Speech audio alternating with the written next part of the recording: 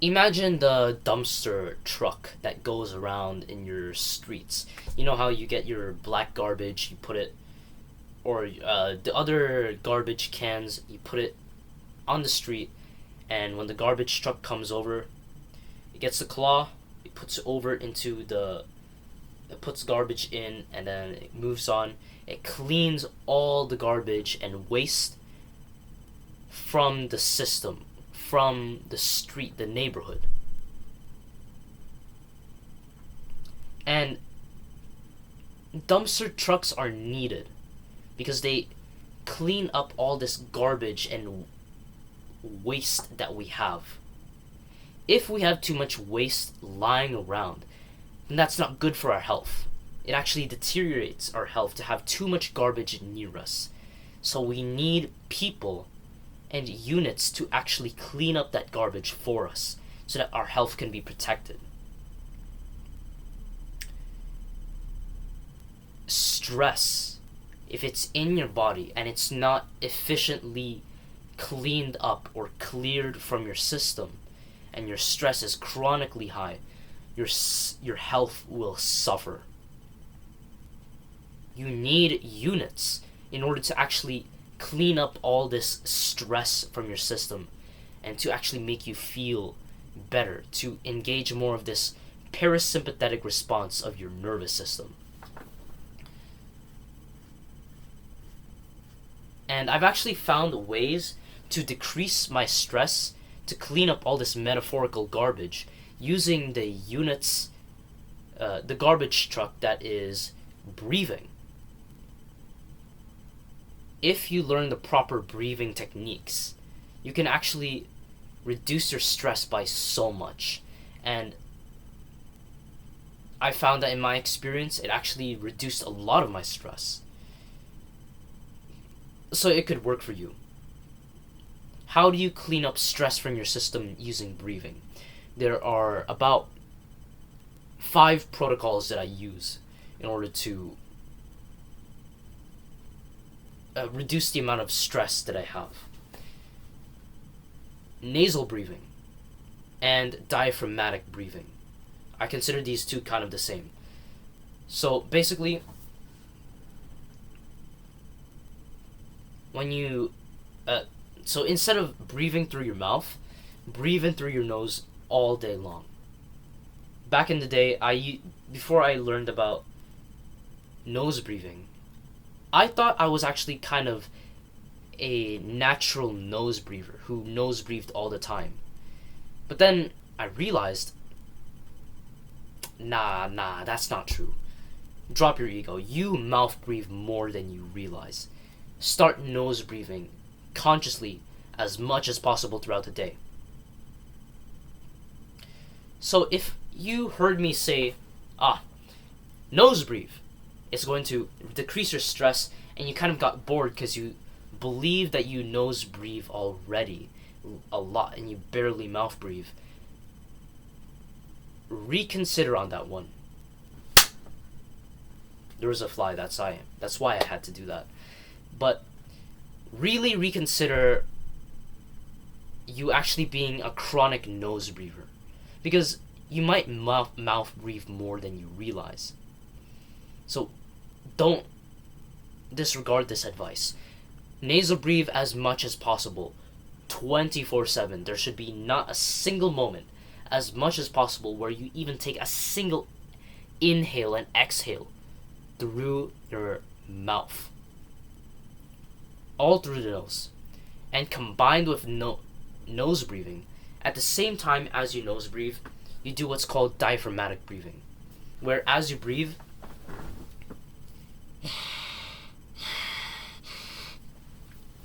when you inhale, your belly expands, and when you exhale, your belly contracts. That means your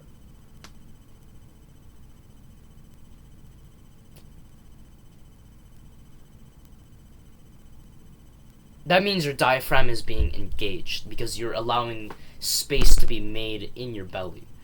And that is so important because actually, when you diaphragmatic breathe, you actually you stimulate more neurons at the bottom. And these particular neurons that are at the bottom of your lungs, when they detect that your lung fills up, your parasympathetic nervous system is activated more.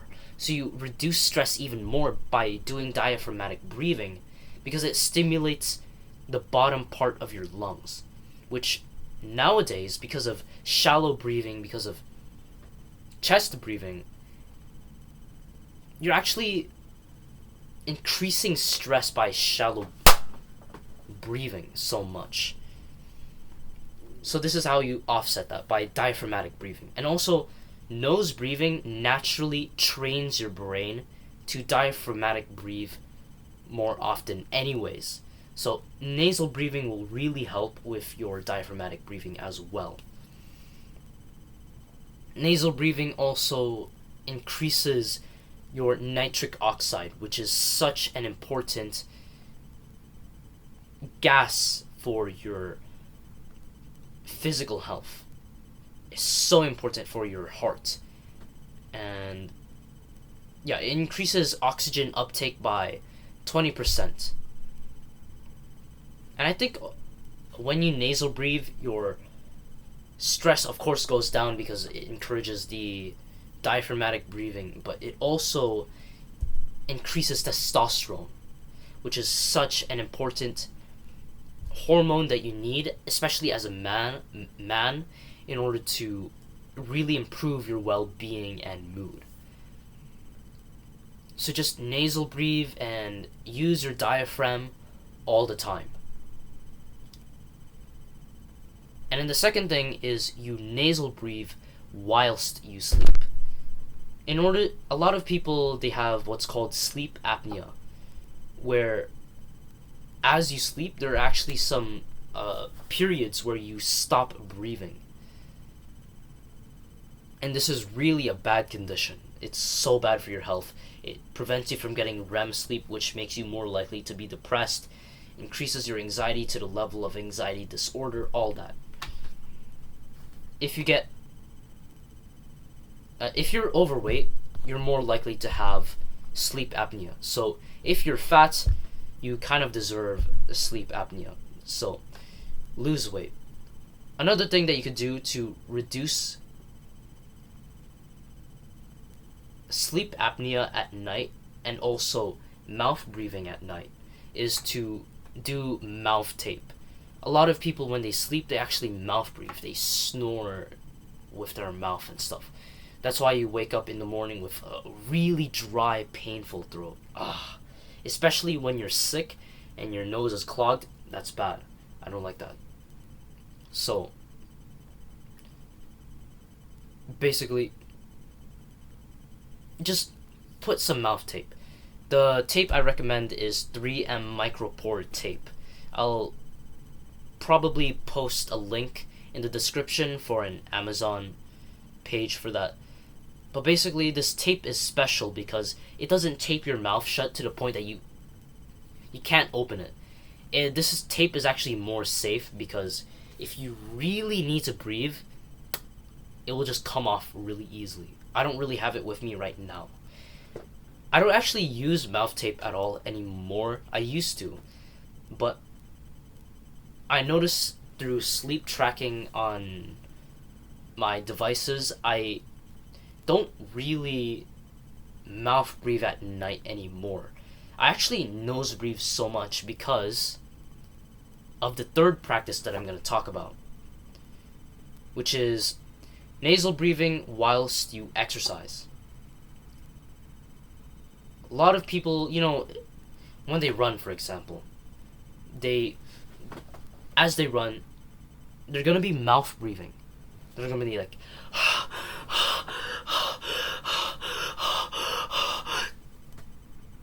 that's really not good for your health. Exercise is good for your health, but mouth breathing is so bad. And what I do when I run is, when I breathe, I nose breathe as I run. So a lot of people, they kind of hyperventilate as they run through their mouth. I kind of hyperventilate through my nose as I run. So I'm like, you'll notice in the nose breathing example that my breathing rate was a lot slower than the mouth breathing one. And it's so much better. Especially when you nose breathe, you increase the amount of nitric oxide that you have. I noticed that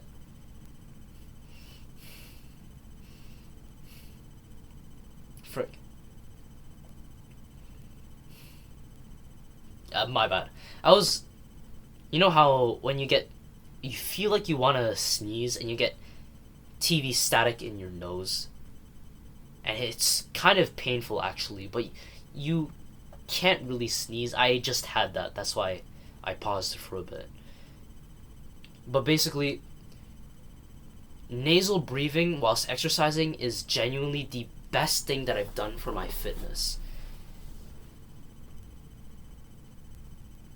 My recovery, my HRV is so much higher when I nose breathe, and after I finish my running, I don't feel like I'm that exhausted because of my nose breathing.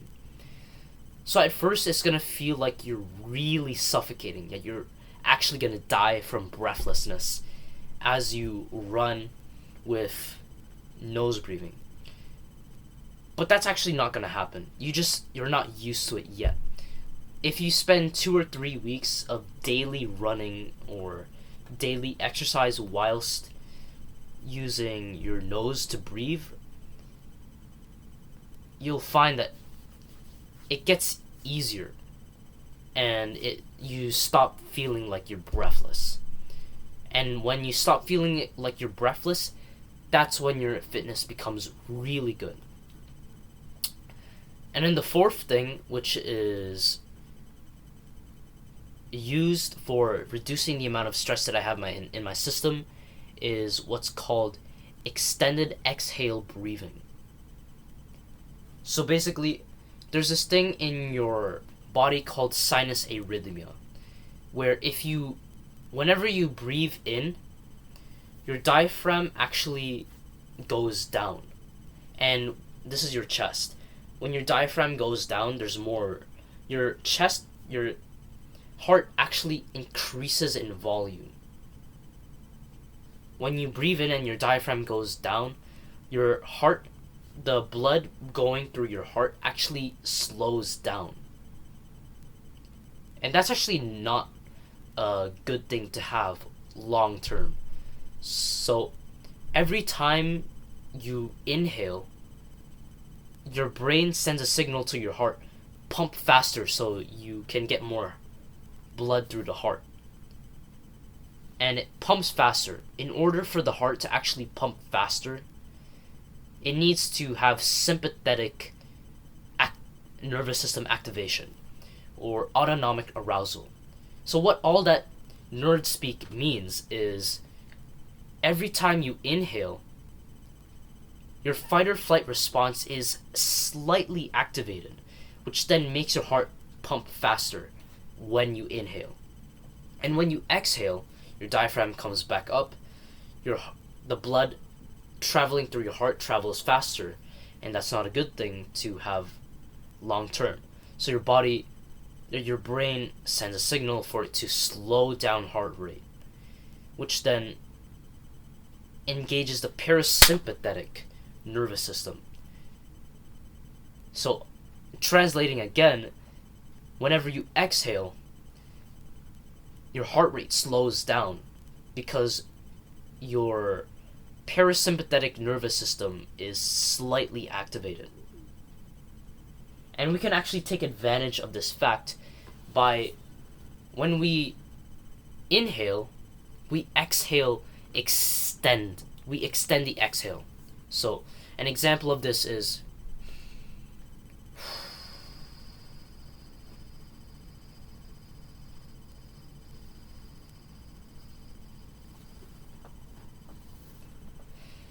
you can extend the exhale by about 15 seconds. So you inhale, let's say 3 seconds, and then you extend the exhale for 15 seconds.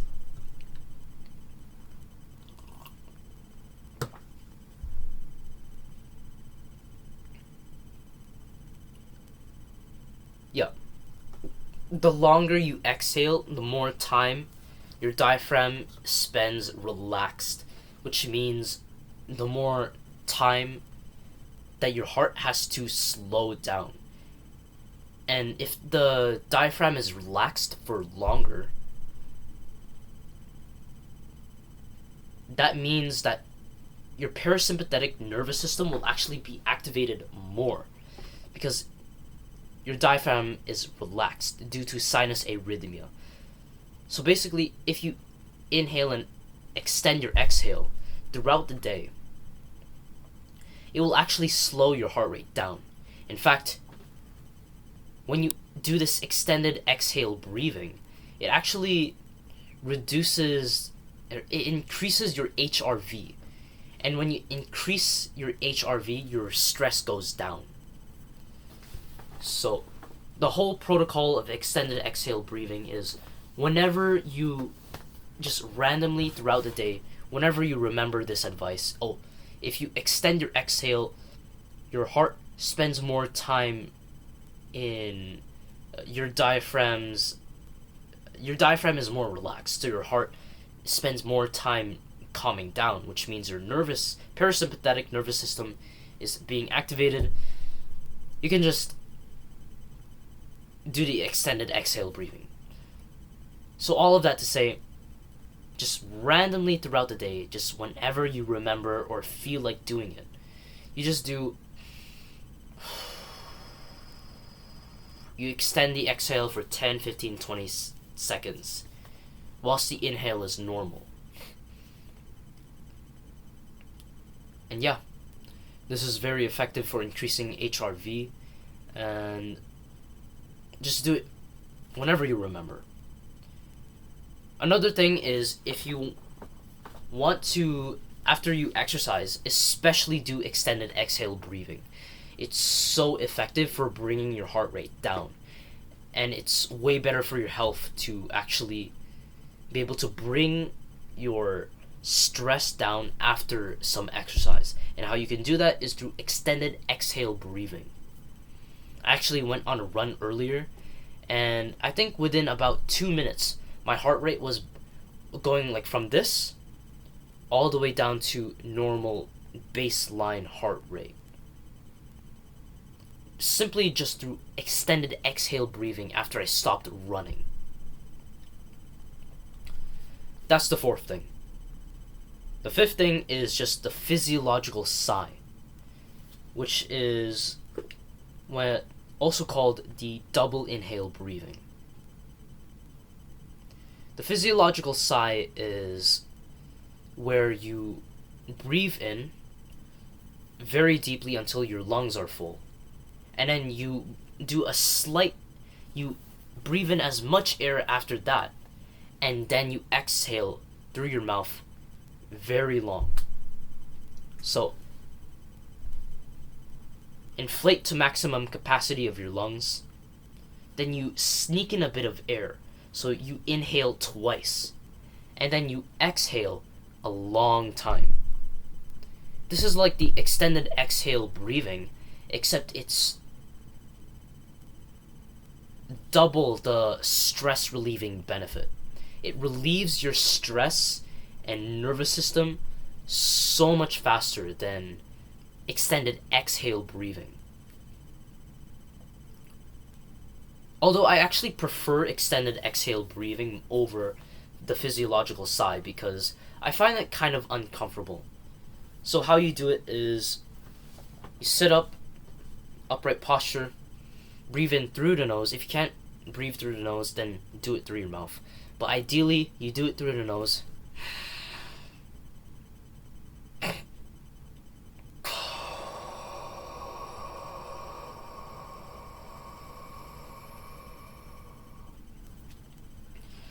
So yeah, you breathe in through the nose, making sure that you fully inflate your lungs.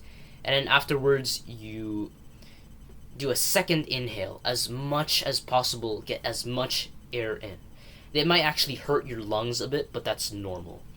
And then after you finish the second inhale, you wait for 1 second, then you exhale as long as possible. You don't have to make it super long, but just longer.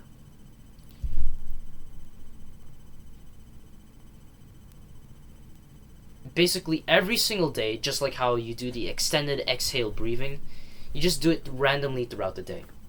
For me, when I do the physiological sigh, I do it 3 physiological sighs, and this is the quickest way to relieve stress according to science and research studies. So if you do the physiological sigh, that is actually the quickest way to reduce your autonomic arousal. And what I do is every night before I go to sleep,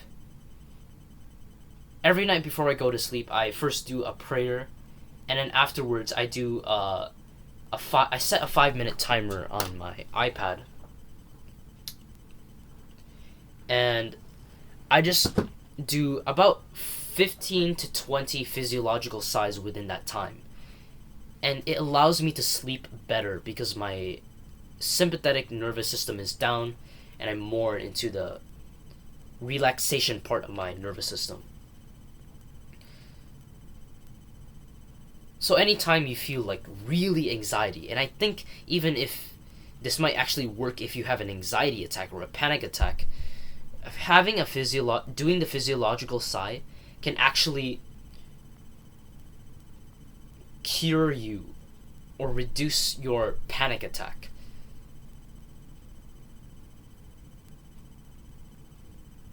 Those were the 5 protocols that I use in order to dump all the stress that I have in my body, to clean up all this metaphorical garbage stress from my body so that I can actually have the best mental health and physical health possible.